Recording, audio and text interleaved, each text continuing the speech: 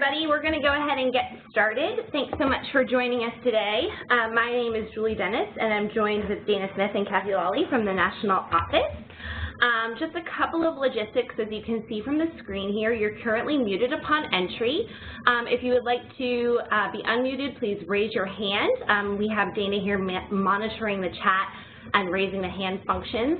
And so you can also put a question in the chat that will come to us. We will have lots of times for questions. We specifically will take questions about halfway through the presentation and then at the end. You can, of course, ask any question at any time in the chat feature, but just know that we'll be holding those questions until the end. So hopefully we can kind of get, I think we're good with folks joining on the line, and hopefully you can hear me very well. Also, just one more logistical point, this is being recorded. We will send it out once we receive the recording back, and then we'll also probably put it up on the NRC just under the Reaccreditation 2018 section, because this is specifically for all of you in the 2018 cohort. All right, so moving on. 2018 reaccreditation and the recalibration process. So as I mentioned, is it working? Is it going? I pressed it. Might be syncing. Yep. There we are. Sorry for the delay, folks. So the recalibration process, so as I mentioned, this webinar is specifically for our 2018 cohort. So it is really targeted toward the folks who went through this past summer. And so that's what we're going to be focusing on today. The agenda, reaccreditation recap. So we're going to talk about all the questions that are probably running through your brain. Where we are, why we paused, how we recalibrated, what we recalibrated. We're also going to go through the revised timeline, next steps, and then questions. And as I mentioned, we'll be pausing for questions about halfway through as well. So lots of time to ask questions. All right, moving on. So a reaccreditation recap. So we're just going to kind of move through why we do what we do and what's going on here. So first of all, we all know the TQS system, Total Quality System, but why TQS? So this is a system that we use to standardize our network. It really sets us apart, CIS being a CIS affiliate, using TQS. It hopefully ensures quality and fidelity to our model, sustainability to your organization, and it really encapsulates some of the nonprofit's best practices.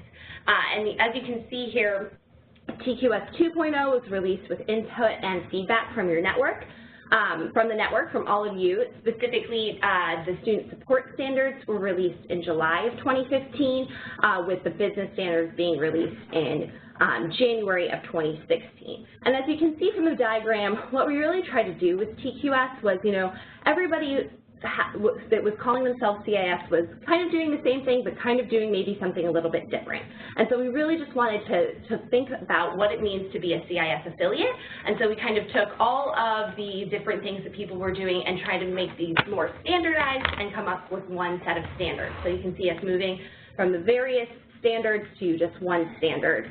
And so another thing about the standards is that we really want them to become part of everyday practice. It's not something that you just pull out, once every few years. It's really something that becomes a part of who you are as an affiliate and who we are as a CIS national organization.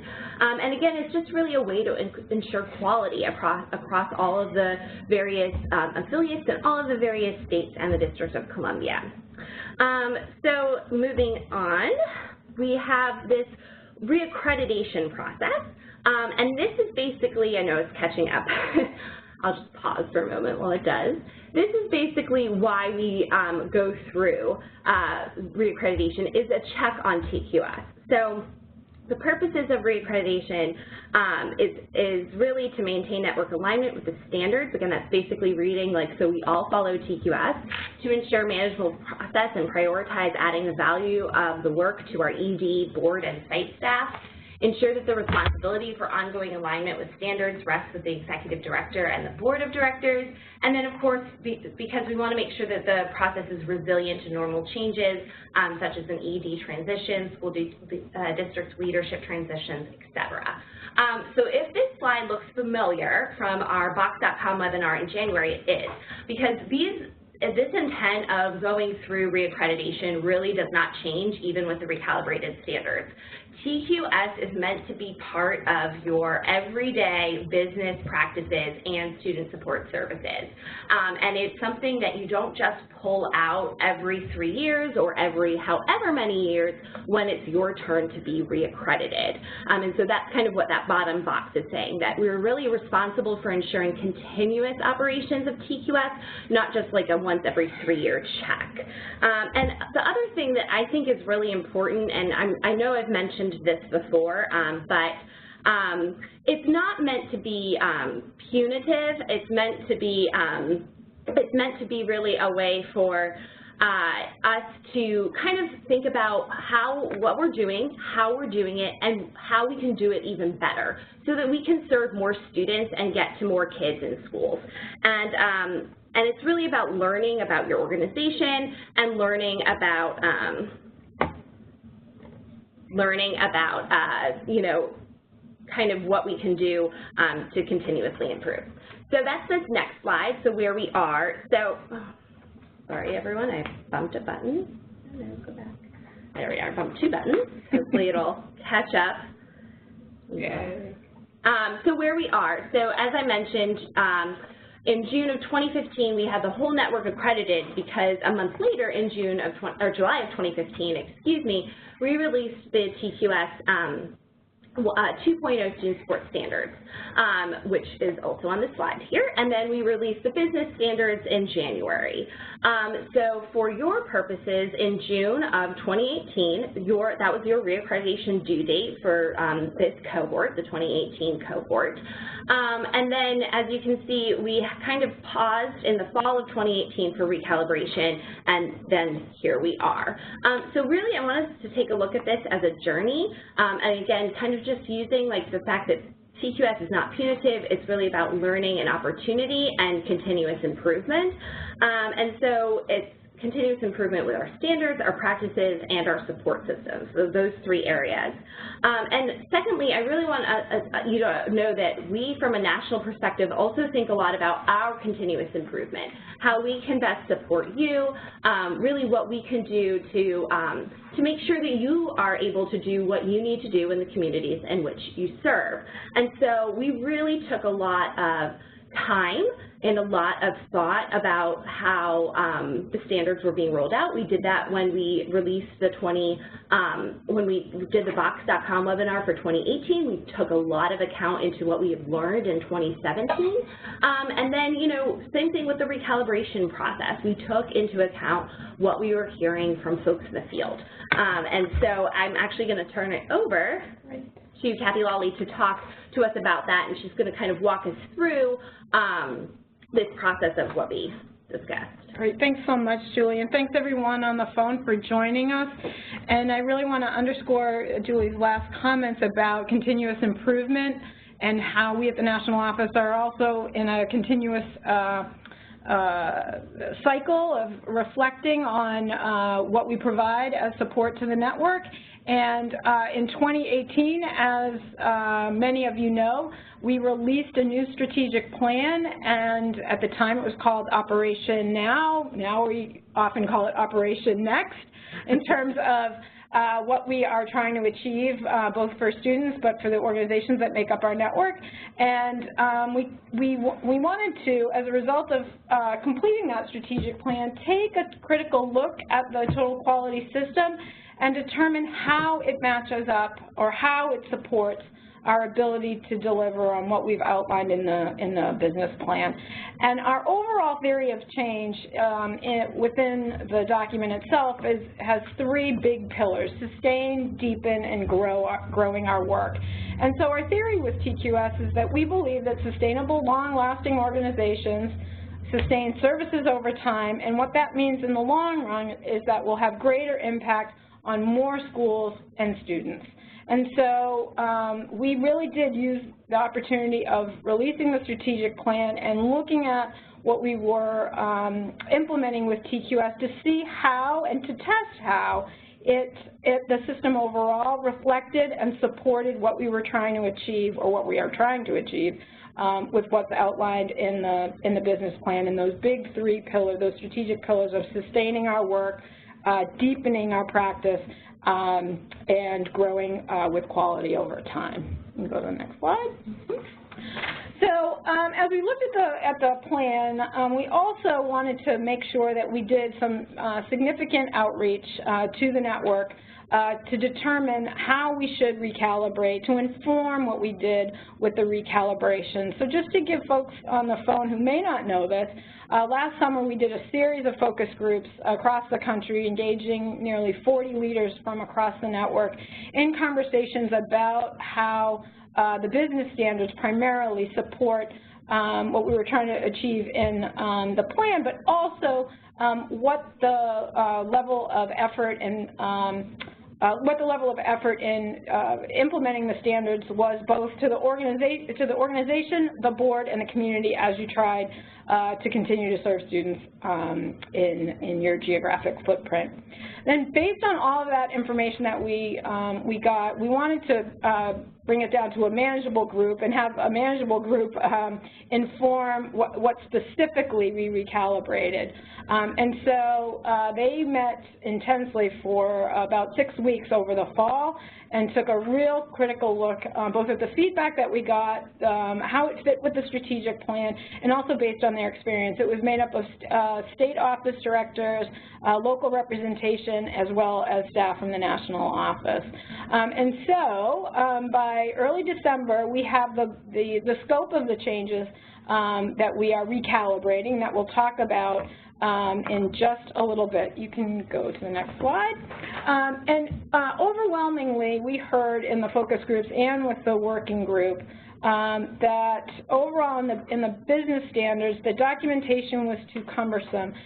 It was too prescriptive, and the level of effort in terms of your board engagement on some things that were really viewed as operational, it really, in the way that we required the documentation, it required the organizations to get approvals from the board in areas that perhaps it's really an operational responsibility of the executive leadership with board oversight. So that lens, or that feedback, was really internalized by both the staff and the working group. And so what as Julie's going to walk through some of the changes, that we really tried to address these two issues around it being too cumbersome and its documentation was too prescriptive in terms of what you were able to produce to demonstrate that you were achieving the said standard. And another piece of the feedback that we received was that was taking away, the process was taking away from strategic thought among the board, as well as just time-consuming in and of itself. So we really were thinking through, how do we make sure that we maintain high standards at the appropriate level, and what's the right documentation or scope of documentation that we could accept so that folks were able to demonstrate that they met the standard without it being too onerous on the organization. And at the end of the proverbial day, I'm going to wait for the slide. It's thinking. It's thinking.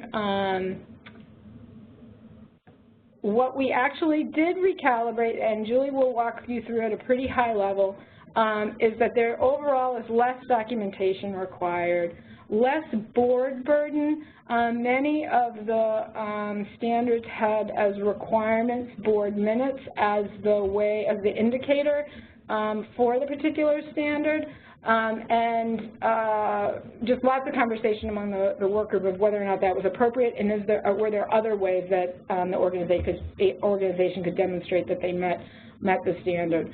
And what we really landed on, there are pieces that would, instead of it being a board responsibility in terms of the documentation, really relying on the executive director and board chair to demonstrate the intent of the standards, so that for some of them you don't have to wait a quarter or a year to get something through and process so that you meet the standard.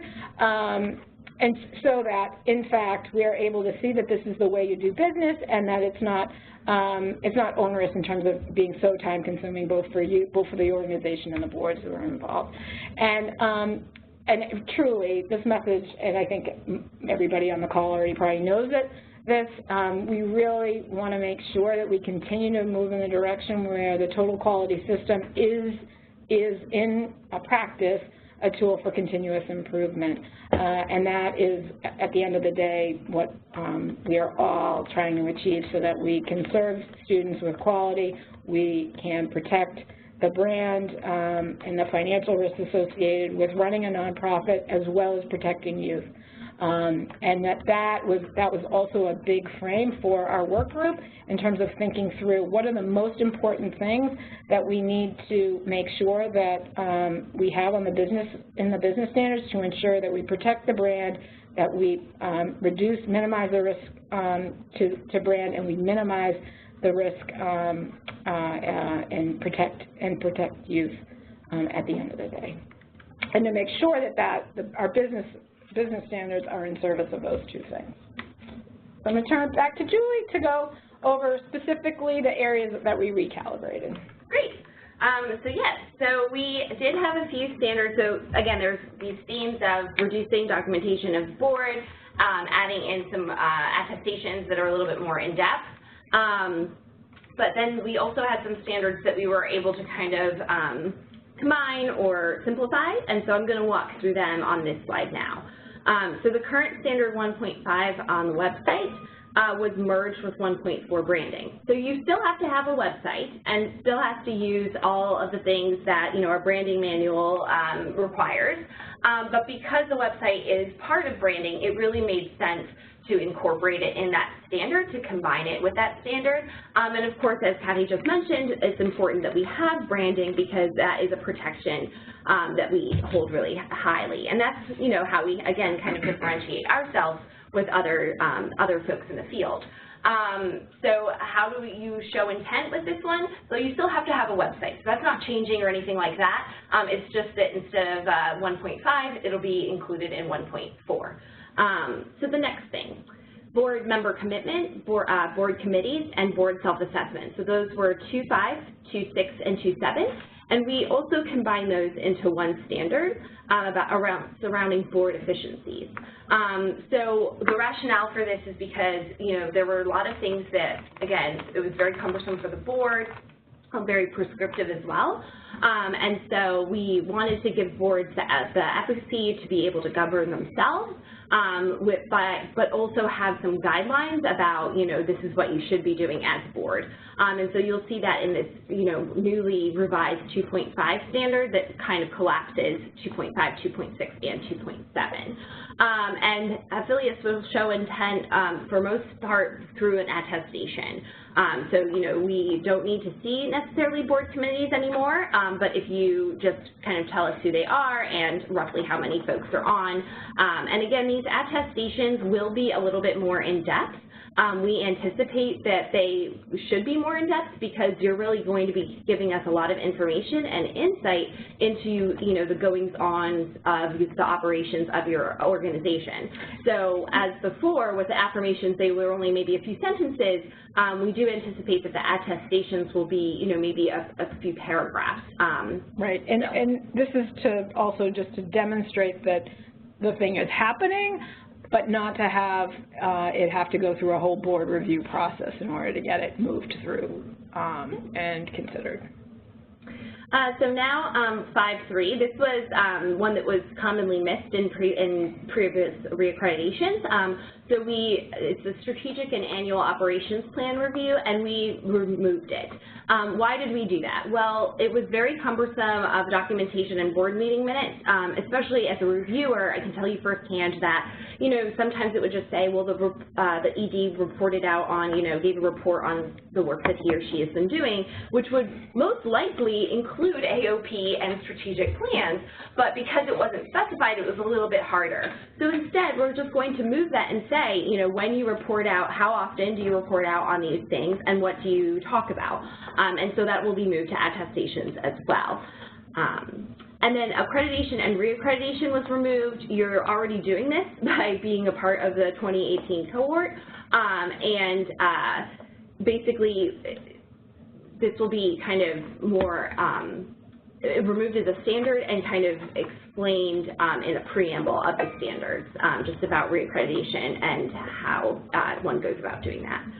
Lastly, 7.4, constituent engagement and advocacy, we also just removed the standards. So one of the things that was interesting from 2017 reaccreditation to 2018 reaccreditation is we kept the standard in, but we did not require any documentation in 2018 as we had in 2017. And we didn't require the documentation because you should be doing constituent engagement and advocacy, and if you're not, it's really probably going to show sooner probably rather than later, because that is something that you'll all need to do in order to, maintain the strength of your organization in the communities in which you serve. So we removed it because you should be doing it anyway, and you can show intent by your engagement and advocacy within your own organizations and communities. So yeah, so those are the big ones, and like Kathy said, then the other things are really more about moving things to attestations and removing some of the board meeting documentation. And that's throughout the standards on the business side. We only wanted to provide for you here some of the ones that were removed, and Julie will talk about the process for considering the documentation that you've already provided, and we can move through that. But these are the major changes that have occurred, and again, this is in the spirit of continuous improvement with the system overall, and appreciate everybody's great thoughts and feedback that many of you have provided over the course of the last 6 to 8 months. So we've actually reached the section where we'll pause for questions, because I think we just threw a lot of things probably at you. Remember that you can raise your hand to be unmuted, or you can send a question in the chat box privately to us, and we will read it out loud. Not reveal your name, but read the question out loud. So I'll just pause here.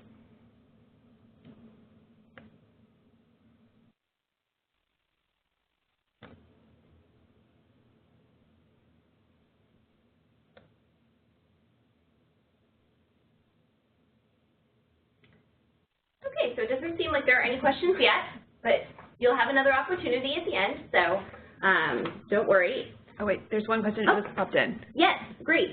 So will the revised attestation templates for ED and board chair be posted somewhere soon? So they will be, but they will not pertain to you, and we'll get to that process actually in the next set of slides. So yes, they'll be part of what the 2019 cohort, but the affirmations that our 2018 cohort provided is all that is required for 2018. Any other questions? Okay, great. Well, we'll just move ahead. So now I just wanted to talk timelines with you. And so this is our new timeline, which is slowly but surely making its way up onto the screen. All right, so again, we had that Box.com close date in June of 2018, so affiliates were to have all documents uploaded to their Box by June 1st. And of course today, December of 2018, December 7th specifically, we are having this recalibration webinar. So we're going to be, hopefully you're already learning a lot about this TQS changes and the standards, and of course receiving your updated timeline. from this day through the spring of 2019, we at CIS National will be taking the documents that you've already uploaded in June, that we've already probably partially reviewed, and basically taking the recalibrated standards and doing a review based on the recalibrated standards. So there is nothing for you to do right now as an affiliate if you've already, since you've already uploaded all of your documents in June of 2018. So throughout the spring, we'll be presenting to the governance committee.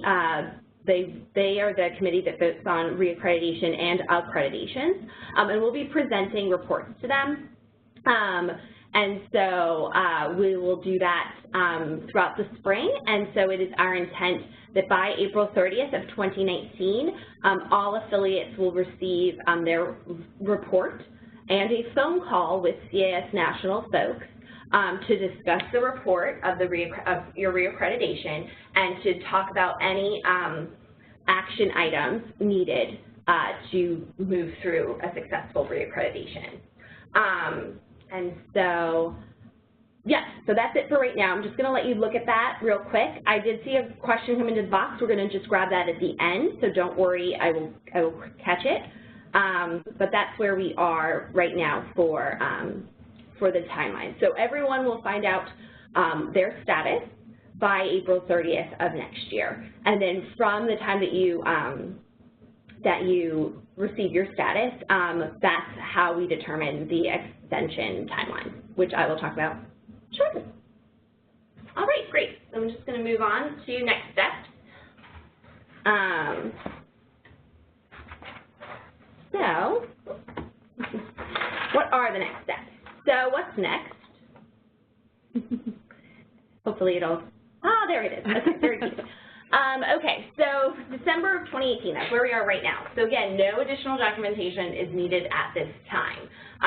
So all the work that will be done in the next few months will be on the CIS National side. We'll be, as I mentioned, taking the recalibrated standards and comparing it to what you've already uploaded and documentation that you've already handed in to create a report. That report goes to the governance committee because, as I mentioned, they vote on all reaccreditations. And that report will have some action items probably that is required of the affiliate to complete before reaccreditation can officially be given. And so the governance committee will vote on extensions for reaccreditation in the spring of next year. And then your preliminary report based on that conversation with the governance committee will be emailed to the affiliate. We'll be having one-on-one phone calls with CIS National and affiliate and state offices as necessary after you've received that report. And then based on the phone call, adjustments and action items will be determined for a final report. So it's very possible that the report that you receive is the final report with the action items listed. An example would be if you just did not upload business continuity procedures, you will still have an action item around business continuity procedures. They are still required, so we would need to see them. And then the change, and Julie, can you just say, like, right now it's what's required versus what would be required? Yep. So can you give an example? Yeah, and so, but a good example of that would be, I believe now some of the standards around strategic plan, you still have to have a strategic plan, but we don't require the board documentation for the meeting minutes, and I think it was also like the planning process. So if you, let's say in spring, you uploaded a strategic plan, but you didn't upload the, minutes, or you didn't upload the process, when we hop on that phone call with you, we'll just ask you to walk through that process with us. And by having that phone call, by having that discussion, that will then act as your updated attestation to what you do. And ergo, then we will then go ahead and clear that finding and then give you an updated report with your action items. Because overall, the goal is to ensure that you have the strategic plan, that you went through a process, and that still needs to occur. It's just you don't have to have the very specific board minutes or whatever it was that we said before. Right.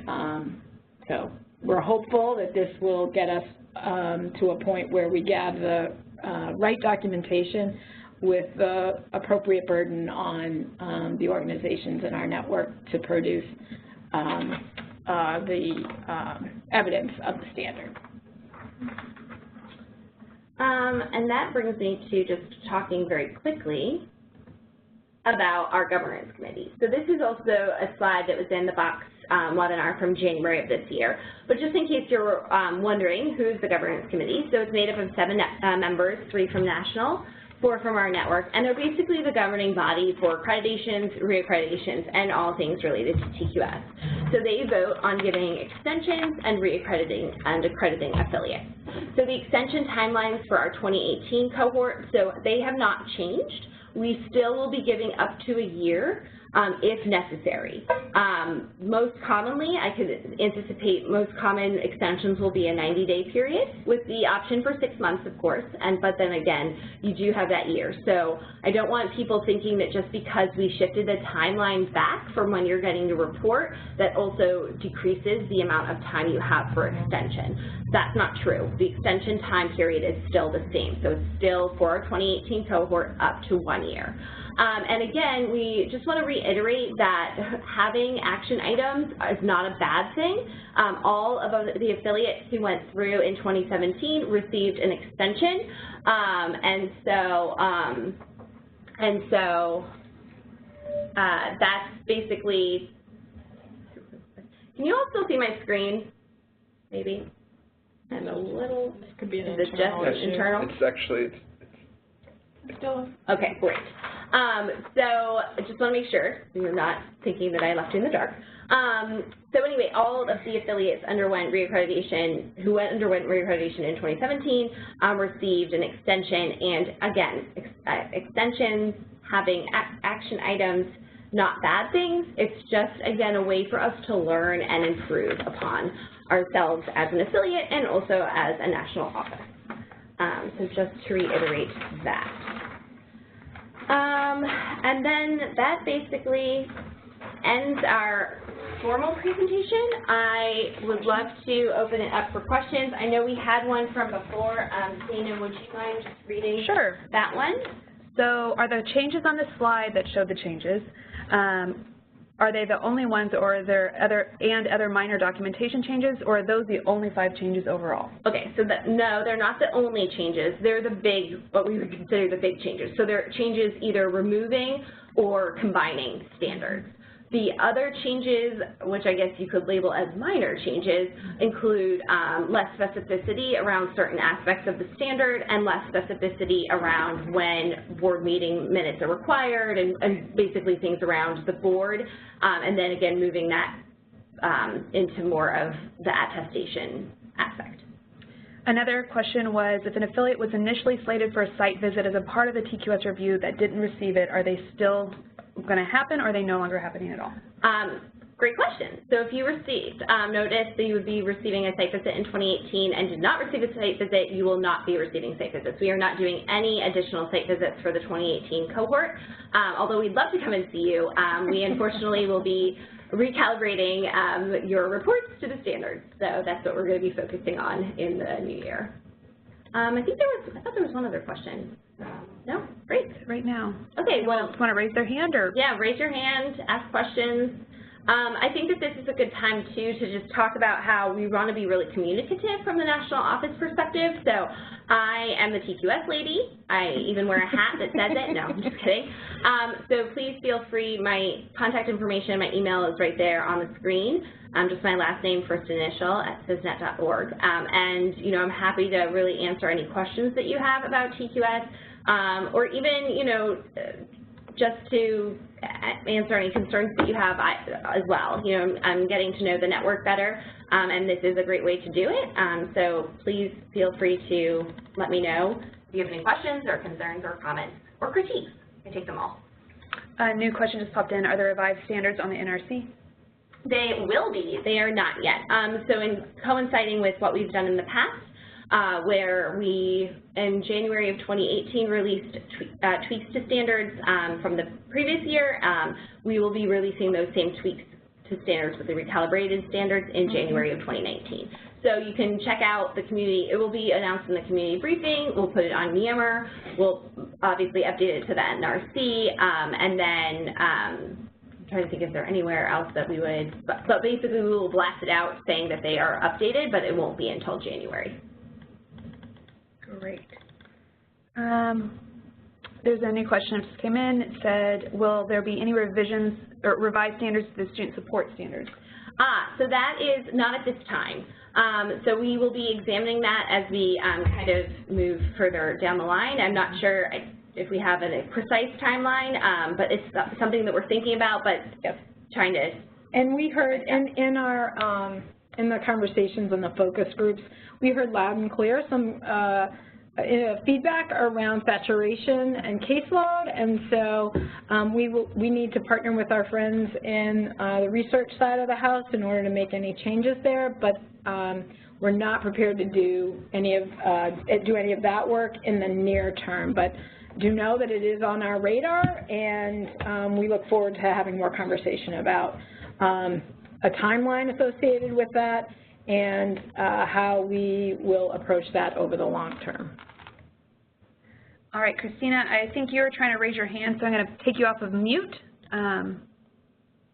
Christina, can you hear us? Are you on mute still?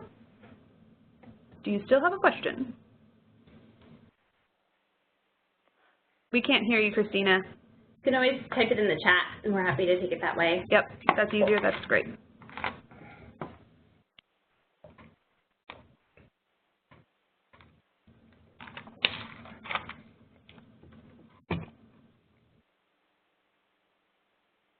Any other questions?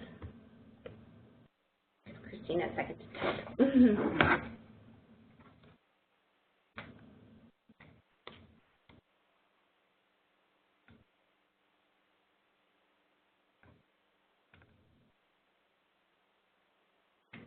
Yep. Okay, well, I'm happy to end the call early. I didn't really know how much time. I know I booked probably I think an hour and a half. So I always just like to book more time in case we want to spend the time to answer questions or if you have any concerns. But I'm happy to give that time back to you and end the call early. Again, if you do have something that comes up in the next few days before we start the process in the spring of getting the reports to you, please feel free to reach out to me. My email is still right there on the screen. Otherwise, I hope you have a wonderful holiday season, and we'll see you and talk to you in the new year. Thanks so much, everyone.